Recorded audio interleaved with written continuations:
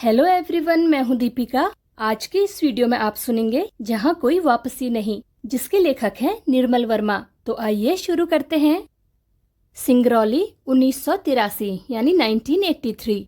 वह धान रोपाई का महीना था, जुलाई का अंत, जब बारिश के बाद खेतों में पानी जमा हो जाता है। हम उस दोपहर सिंगरौली के एक क्षेत्र नवा गांव गए थे।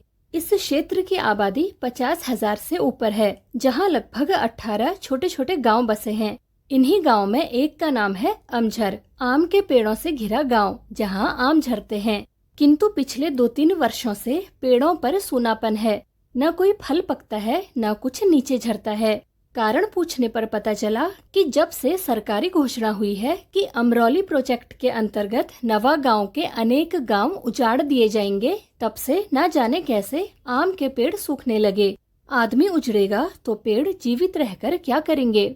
टिहरी गढ़वाल में पेड़ों को बचाने के लिए आदमी के संघर्ष की कहानियां सुनी थी, किंतु मनुष्य के विस्थापन यानी किसी को उसके निवासी स्थान से जबरन हटाना के विरोध में पेड़ भी एक साथ मिलकर मूक सत्याग्रह कर सकते हैं। इसका विचित्र अनुभव सिर्फ सिंगरौली में हुआ। मेरे लिए एक दूसरी दृष्टि से भी यह अनूठा अनुभव था।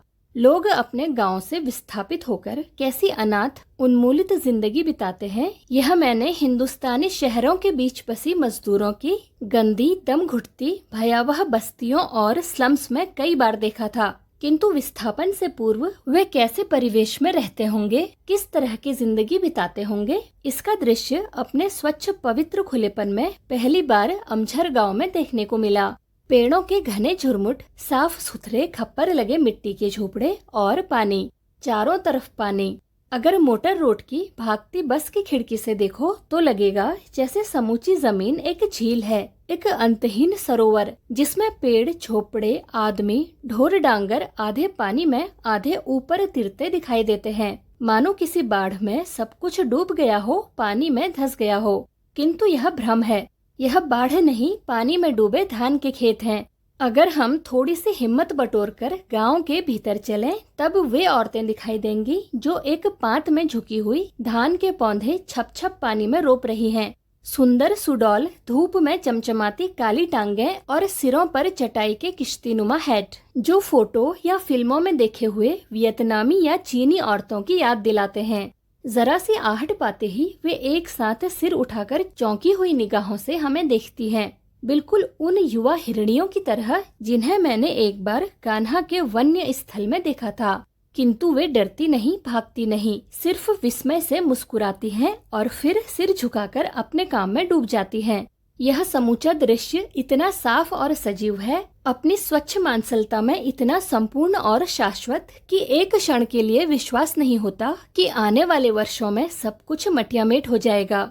झोंपड़े, खेत, ढोर, आम के पेड़, सब एक गंदी आधुनिक औद्योगिक कॉलोनी के ईंटों के नीचे दब जाएगा। और ये हंसती मुस्कुराती औरतें भोपाल, जबलपुर या बैढ़न की सड़कों पर पत्थर कूटती दिखाई देंगी। शायद कुछ वर्षों तक उनकी स्मृति में अपने गांव की तस्वीर एक स्वप्न की तरह धुंधलाती रहेगी। किंतु धूल में लौटते उनके बच्चों को तो कभी मालूम भी नहीं होगा कि बहुत पहले उनके पुरखों का गांव था, जहां आम झरा करते थे। ये लोग आधुनिक भारत के नए शरणार्थी हैं, जिन्हें औद्योगिकरण के झंझावात ने अपनी घर जमीन से उखाड़कर हमेशा के लिए निर्वासित कर दिया है। प्रकृति और इतिहास के बीच यह गहरा अंतर है। बाढ़ या भूकंप के कारण लोग अपना घर बार छोड़कर कुछ अरसे के लिए जरूर बाहर चले जाते हैं, किंतु आफत टलते ही वे दोबारा अपने जाने पहचाने परिवेश में लौट भी आते हैं। किंतु विकास और प्रगति के नाम पर जब इतिहास लोगों को उन्मूलित करता है, तो वे फिर कभी अपने घर वापस नहीं लौट सकते। आधुनिक औद्योगिकरण की आंधी में सिर्फ मनुष्य ही नहीं उखड़ता, बल्कि उसका परिवेश और आवासीय स्थल भी हमेशा के लिए नष्ट हो जाते हैं। एक भरे पूरे ग्रामीण अंचल को कितनी नासमझी और निर्ममता से उजाड़ा जा सकता है, सिंगरौली इसका ज्वलंत उदाहरण है। अगर यह इलाका उजाड़ रेगिस्तान होता तो शायद इतना क्षोभ नहीं होता, किंतु सिंगरौली की भूमि इतनी उर्वरा और जंगल इतने समृद्ध हैं कि उनके सहारे शताब्दियों से हजारों वनवासी और किसान अपना भरण पोषण करते आए हैं।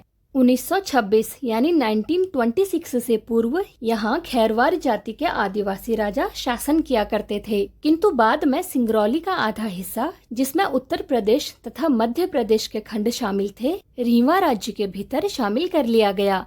20 वर्ष पहले तक समूचा क्षेत्र विंध्याचल और कैमूर के पहाड़ों और जंगलों से घिरा हुआ था, जहाँ अधिकांशतः कत्था, महुआ, बांस और शीशम के पेड़ उगते थे। एक पुरानी दंत कथा के अनुसार सिंगरौली का नाम ही श्रृंगावली पर्वतमाला से निकला है, जो पूर्व पश्चिम में फैली है। चारों ओर फैले घने जंगलों के कारण यातायात के साधन इतने सीमित थे कि एक जमाने में सिंगरौली अपने अतुल प्राकृतिक सौंदर्य के बावजूद काला पानी माना जाता था, जहां न लोग भीतर आते थे न बाहर जाने का जोखिम उठाते थे। किंतु कोई भी प्रदेश आज के लोलुप युग में अपने अलगाव में सुरक्षित नहीं रह सकता। कभी कभी किसी इलाके की संपदा ही उसका अभिशाप बन जाती है।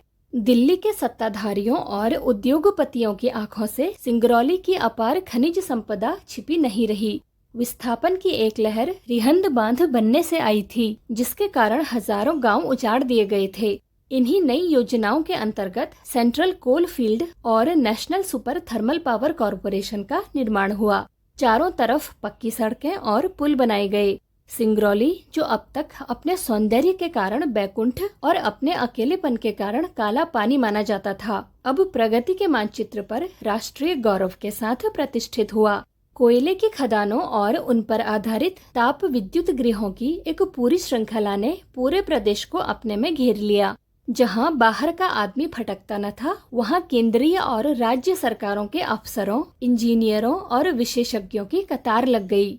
जिस तरह जमीन पर पड़े शिकार को देखकर आकाश में गिद्धों और चीलों का झुंड मंडराने लगता है, वैसे ही सिंगरौली की घाटी और जंगलों पर ठेकेदारों, वन अधिकारियों और सरकारी कारिंदों का आक्रमण शुरू हुआ। विकास का यह उजला पहलू अपने पीछे कितने व्यापक पैमाने पर विनाश का अंधेरा लेकर आया था, हम उसका छोटा सा जायजा लेने दिल्ली में स्थित लोकायन संस्था की ओर से सिंगरौली गए थे। सिंगरौली जाने से पहले मेरे मन में इस तरह का कोई सुखद भ्रम नहीं था कि औद्योगिकरण का चक्का, जो स्वतंत्रता के बाद चलाया गया, उसे रोका जा सकता है। शायद 35 वर्ष पहले हम कोई दूसरा विकल्प चुन सकते थे, जिसमें मानव सुख की कसौटी भौतिक लिप्सा न होकर जीवन की जरूरतों द्वारा निर्धारित होती। पश्चिम जिस विकल्प को खो चुका था, भारत में उसकी संभावनाएं खुली थी, क्योंकि अपनी समस्त कोशिशों के बावजूद अंग्रेजी राज हिंदुस्तान को संपूर्ण रूप से अपनी सांस्कृतिक कॉलोनी बनाने में असफल रहा था। भारत की सांस्कृतिक विरासत यूरोप की तरह म्यूजियम्स और संग्रहालयों में जमा नहीं थी।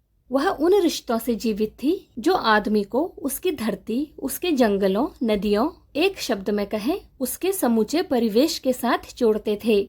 अतीत का समूचा मिथक संसार पोथियों में नहीं, इन रिश्तों की अदृश्य लिपि में मौजूद रहता था। यूरोप में पर्यावरण का प्रश्न मनुष्य और भूगोल के बीच संतुलन बनाए रखने का है। भारत में यही प्रश्न मनुष्य और उसकी संस्कृति के बीच पारस्परिक संबंध बनाए रखने का हो जाता है। स्वातंत्र्योत्तर भारत की सबसे बड़ी ट्रेजेडी यह नहीं है कि शासक वर्ग ने औद्योगिकरण का मार्ग चुना। ट्रेजेडी यह रही है कि पश्चिम की देखा देखी और नकल में योजनाएं बनाते समय प्रकृति, मनुष्य और संस्कृति के बीच का नाजुक संतुलन किस तरह नष्ट होने से बचाया जा सकता है, इस ओर हमारे पश्चिम शिक्षित सत्ताधारियों का ध्यान कभी नहीं गया। हम बिना पश्चिम को मॉडल बनाए अपनी शर्तों और मर्यादाओं के आधार पर औद्योगिक विकास का भारतीय स्वरूप निर्धारित कर सकते हैं। कभी इसका ख्याल भी हमारे शासकों को आया हो, ऐसा नहीं जान पड़ता। सिंगरौली जहाँ कोई वापसी नहीं का संपादित अंश।